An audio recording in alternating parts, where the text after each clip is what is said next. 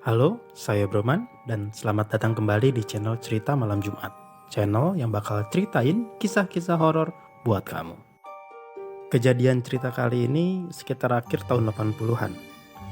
Yang menceritakan tuh Pak Barnas, dia adalah seorang guru sekolah dasar. Tapi pada saat itu, Pak Barnas bersama dengan satu orang rekannya namanya Pak Bahrul sedang melakukan kegiatan kemah untuk membawa anak-anak pramuka dari sekolah menengah pertama atau SMP. Jadi sekolah tempat Pak Barnas mengajar itu berupa yayasan yang terdiri dari TK, SD, SMP. Nah, kebetulan tuh waktu itu ada kegiatan kepramukaan SMP. Jadi rencananya nih anggota pramuka SMP itu dia akan kemah tingkat kabupaten kayak gitu. Nah, sebelum itu pramuka SMP ini mereka mengadakan ya semacam latihan dulu lah, latihan berkemah dulu. Nah, si Pak Bahrul, pembina pramuka SMP tuh ngajak si Pak Barnas ini. Karena pada saat itu kondisinya supaya ada yang sama-sama tanggung jawab. Karena Pak Bahrul juga gak maulah ibaratnya mengawasi sekian belas anak tapi dia sendirian. Maka diajaklah si Pak Barnas ini. Tempat berkemahnya itu sebetulnya gak jauh dari sekolah, sekitar 3 km lah dari sekolah. Jadi ada sebuah perbukitan di belakang sebuah pabrik semen. Nah, mereka berencana untuk mengadakan kemah di situ karena cuma 2 tenda sebetulnya, cuma 2 pasukan. Jadi ada pasukan putra dan pasukan putri yang jumlahnya sekitar totalnya 16. Jadi 18 orang bersama dengan Pak Barnas dan Pak Bahrul. Karena di belakang pabrik itu lahan yang bebas keluar masuk semua orang. Dan juga emang di atasnya itu ada beberapa penduduk yang tinggal di kubu-kubu kecil. Jadi perizinannya tuh cuma sekedar di bawah, sebelum naik ke atas tuh ada pos satpam. Nah itu cuma izin ke situ. Sehari sebelum acara kemah, Pak Barnas udah minta izin ke security di bawah. Security itu udah nyampein ke Pak Barnas kalau misalnya ketika nanti camping ada beberapa hal yang nggak boleh dilanggar. Jadi ya kayak ada pantangan-pantangannya gitulah. Tapi entah kenapa Pak Barnas lupa nyampein ke Pak Bahrul dan juga lupa nyampein ke anak-anak kalau ada larangan-larangan yang gak boleh dilanggar. Singkat cerita, tibalah mereka kemah di tempat itu. Datang jam 9 pagi, terus mereka langsung mendirikan tenda. Ada 3 tenda yang didirikan, tenda putra, tenda putri, dan tenda guru. Setelah tenda berdiri, Pak Barnas langsung ngasih tugas tuh ke anak-anak. Untuk anak-anak cowok, mereka dikasih tugas ngumpulin kayu bakar buat acara api unggun nanti malam. Untuk anak putri, Pak Barnas nyuruh mereka mempersiapkan makan siang. Jadi karena di agak jauhan belakang tenda itu ada aliran mata air yang nanti dipakai mereka untuk MCK. Nah, putri itu pada ke situ. Mereka nyuci-nyuci beras, nyuci sayur, segala macem lah di situ. Kelompok putra yang cari kayu bakar sekarang dibagi 2. Ada yang nyarinya ke atas naik bukit, ada yang turun ke bawah. Nah, si Pak Bahrul karena ngerasa lebih khawatir ke anak-anak yang turun ke bawah, takut pada mencari hilang kemana-mana, maka dia ikut tuh turun ke bawah. Sedangkan si Pak Barnas standby aja, diem di lokasi. Nah, jilalahnya yang naik ke atas ini yang iseng. Waktu cari kayu bakar, mereka nemuin kebun singkong. Anak-anak cowok ini mikir ada kebun singkong di tengah perbukitan, pasti gak ada yang punya. Lumayan nih buat nanti malam mereka bikin acara api unggun.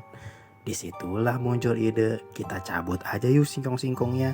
Toh ngerasa gak ada yang punya, atau kalaupun ada yang punya ya gak apa-apalah, cuma 1-2 pohon kita cabut. Ya udah deh tuh, alhasil grup cowok yang nyari kayu bakar di atas pulang lagi ke tenda. Mereka bawa kayu bakar plus juga bawa beberapa batang pohon singkong. Ya Pak Barnas juga mikirnya ya udahlah rezeki gitu kan, karena emang di situ tuh daerah yang punya pabrik. Jadi mungkin kalaupun ada penduduk sekitar yang nanam ya nggak apa-apalah, diambil 1 atau 2 pohon singkongnya. Selesai bangun tenda juga selesai ngumpulin kayu bakar, kegiatan dilanjut. Para peserta latihan untuk nanti kegiatan event di tingkat kabupaten. Ada tali temali, segala macem lah ya. Nah, selesai tiba makan siang, peserta ini istirahat. Di situ kegiatannya bebas tuh. Ada yang MCK, ada yang sholat, ada yang tidur segala macem sampai jam 3 sore. Kalau kelompok putri ngisi waktu luangnya dengan tidur atau ngobrol-ngobrol di tenda, beda lagi sama kelompok putra. Mereka tuh bikin ketapel-ketapelan gitu. terus ngadu ketepatan. Nah, sama juga nih sama gurunya, karena zaman itu kan belum ada HP ya seperti sekarang. Jadi ngisi kegiatannya ya mereka adu ketepatan. Si Pak Barnas ini dia lupa kalau udah diingetin sama security di bawah, jangan suka lempar-lempar batu apalagi ke arah pegunungan yang mungkin kelihatannya kosong. Mainlah mereka, panah-panahan, ketawa-ketawa, ya senang-senang lah mengisi waktu kegiatan sampai jam 3 sore. Udah sekitaran asar, ya sekitar jam 3 lewat sedikit lah ya. Ada satu orang, sebut aja namanya Ratna. Dia ini bangun duluan, terus mau wudhu, ngambil wudhu untuk sholat asar. Pergilah dia sendirian ke MCK karena toh masih siang, jadi nggak ada yang ditakutin sama dia. Di tempat wudhu dia ketemu sama namanya Putri, temennya. Ratna pikir tadinya Putri masih tidur, loh kok Putri ada di sini. Ya udahlah ya, mungkin tanpa sepengetahuan Ratna, Putri ini duluan juga dia wudhu. Wudhulah mereka di situ. Diajak ngobrol lah si Putri ini sama si Ratna. Put, kamu udah bangun duluan? Putrinya nggak ngejawab, diem aja. Ratna pikir mungkin masih linglung kali ya bangun tidur. Ya udahlah, si Ratna ngambil wudhu. Si Putri ini tapi bukannya balik ke kemah setelah ngambil wudhu, tapi kok malah menjauh. Ratna bingung. Loh Put, kamu ngapain ke sana? Kok nggak balik lagi? Tapi Putri ini diem aja, malah terus aja pergi. Ngerasa khawatir, Ratna ini balik buru-buru ke kemah. Dia manggil guru, Pak Barnas. Pak, itu tolong si Putri kok malah pergi ke sana. Takut kenapa-kenapa.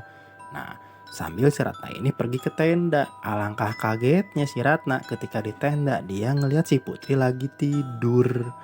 Jadi mikir lah, itu siapa yang tadi bareng sama dia wudhu di MCK. Buru-buru lagi deh tuh si Ratna laporan lagi ke Pak Barnas kalau dia salah lihat orang. Ya pada saat itu sih diketawain ya.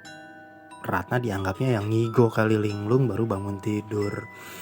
Ya udah, kegiatan terus berlanjut. Mereka pada bangun sholat asar meskipun Ratna udah mulai ketakutan tuh di situ. Gitu, karena dia ngerasa dia nggak linglung dan dia beneran ngelihat sosok Putri bareng sama dia di MCK.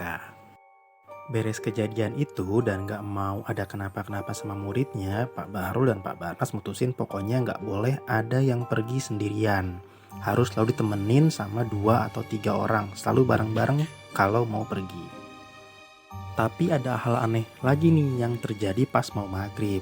Biasanya zaman dulu orang nyebutnya kalau mau maghrib itu kan sandekala ya. Dari sisi waktu, juga suasana tuh mulai redup antara siang ke gelap. Jadi bikin nambah suasananya agak seram seperti itulah ya. Apalagi ini kan di daerah perbukitan yang jarang ada lampu. Benar-benar cahaya itu dari matahari atau dari lampu obor yang mereka bawa. Nah, jadi kejadian ya waktu mau maghrib itu si Agus ditugasin sama Pak Barnas buat masang lampu-lampu obor di sekitaran tenda supaya nanti ada pencahayaan dan lampu obor dipasang juga ke arah MCK. Nah, kejadiannya waktu si Agus ini masang obor di belakang tenda Putri. Waktu mau jalan ke arah tenda cowok, di belakang tenda cowok itu kan ada singkong yang mereka cabut tadi siang tuh. Dia di situ ngeliat ada pocong lagi berdiri. Paniklah si Agus ini, dia lempar tuh semua obor dan dia lari ke arah guru, teriak-teriak. Pada ngerubungin si Agus lah tuh orang-orang karena dia teriak-teriak kan, termasuk Pak Barnas dan Pak Bahrul. Si Agus cerita kalau di belakang tenda itu dia ngeliat pocong beneran, sumpah katanya dia ngeliat pocong.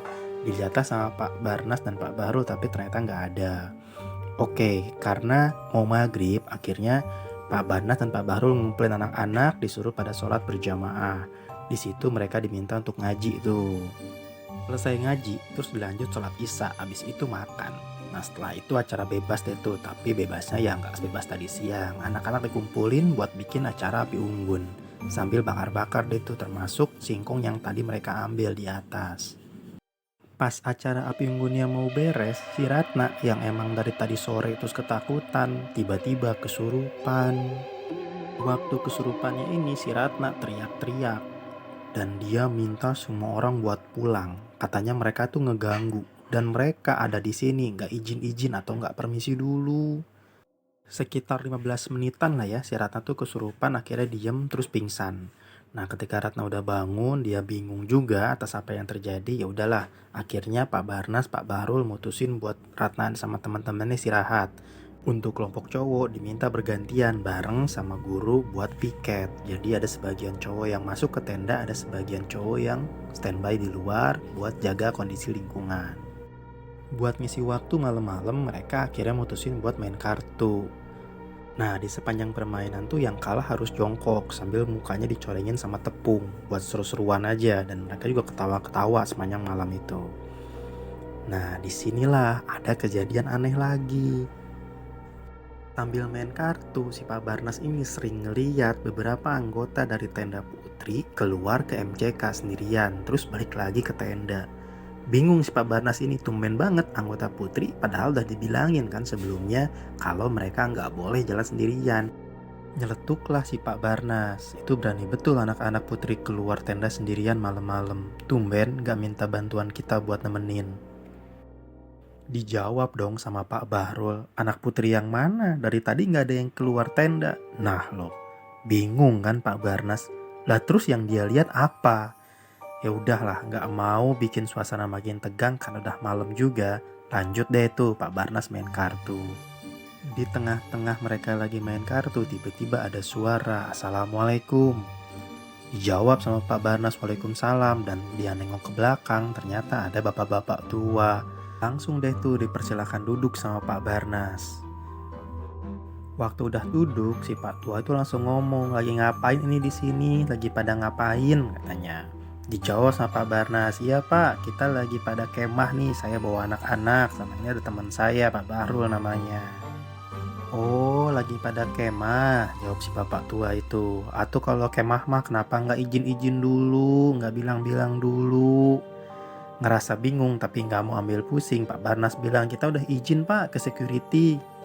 Ngerasa nggak enak sama orang tua yang dianggap sama Pak Barnas itu penduduk sekitar, akhirnya Pak Barnas berhenti deh tuh main kartu. Dia bilang ke Pak Bahrul, Pak, saya berhenti dulu ya main kartunya, sambil ditaruh itu kartu. Terus si Pak Barnas balik kanan buat ngobrol sama si Pak tua itu. Pada saat ngobrol tuh si Pak Barnas dinasehatin sama si bapak tua. Kalau emang lagi di sini, hargai penduduk sekitar. Jangan suka deh lempar-lempar batu, takut penunggunya marah. Apalagi kalau ngambil yang bukan haknya. Ngerasa memang tadi anak-anak ngelempar batu ke arah perbukitan, terus juga ngambil singkong yang bukan haknya. Ya Pak Barnas langsung minta maaf deh ke si bapak tua itu. Iya ya Pak, maaf. Maklum namanya juga anak-anak, kadang kita suka lupa. Sambil ngobrol, tapi sebetulnya dalam hati si Pak Barnas ini kesel. Kok bisa-bisanya si Pak Bahrul dan anak-anak nih lagi ada tamu orang tua, lagi dinasehatin, tetap aja anteng main kartu, nggak menghiraukan. Bahkan pada saat sampai mereka diajak berdoa bareng, cuma Pak Barnas yang mau berdoa dan mengangkat tangan. Bingung si Pak Barnas ini. Kok ini si Pak Bahrul sama anak-anak tetap aja ketawa-tawa sambil main kartu. Selesai berdoa, si bapak tua tadi pergi. Nah, ketika sudah pergi, balik badanlah si Pak Barnas, terus geprak tuh kartu sambil marah-marah. Kalian tuh gimana sih, kok nggak sopan banget sampai segitunya? Ada orang tua yang ngajak doa nasehatin kita, kok malah tetap aja anteng main kartu, kata si Pak Barnas. Yang lain kebingungan, ini kenapa sih Pak Barnas tiba-tiba kok langsung marah-marah? Padahal kan dia lagi main kartu tadi anteng. Usut punya usut, yang ngeliat si bapak tua tadi ternyata cuma Pak Barnas. Pak Bahrul bilang kalau Pak Barnas waktu main kartu tiba-tiba izin berhenti dulu terus balik kanan. Kita semua bingung, Pak Barnas. Kok Pak Barnas balik kanan, mau ngapain? Diem aja terus berdoa ngangkat tangan. Ya udahlah, kita tetap aja main kartu, kata Pak Bahrul. Setelah diceritain Pak Barnas kalau tadi dia ngeliat ada orang tua datang dan ngajak berdoa, ya akhirnya mereka sepakat, udah malam ini kita tutup aja langsung tidur deh, gak usah pada begadang semuanya. Dan besok paginya, tanpa babi ibu tidak melanjutkan kegiatan, mereka akhirnya mutusin buat pulang. Semenjak kejadian itu, Pak Barnas dan Pak Bahrul gak mau lagi deh tuh kemah bawa anak-anak nginep di tempat itu. Kalaupun ada kegiatan sekolah yang harusnya menginap, mereka lebih memilih untuk berkegiatan di sekolah. Demikianlah cerita kali ini. Saya Broman dari channel Cerita Malam Jumat. Jangan lupa untuk like, share, dan subscribe.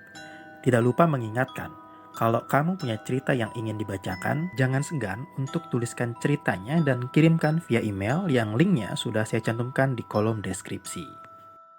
Akhir kata, sampai jumpa di cerita-cerita misteri berikutnya.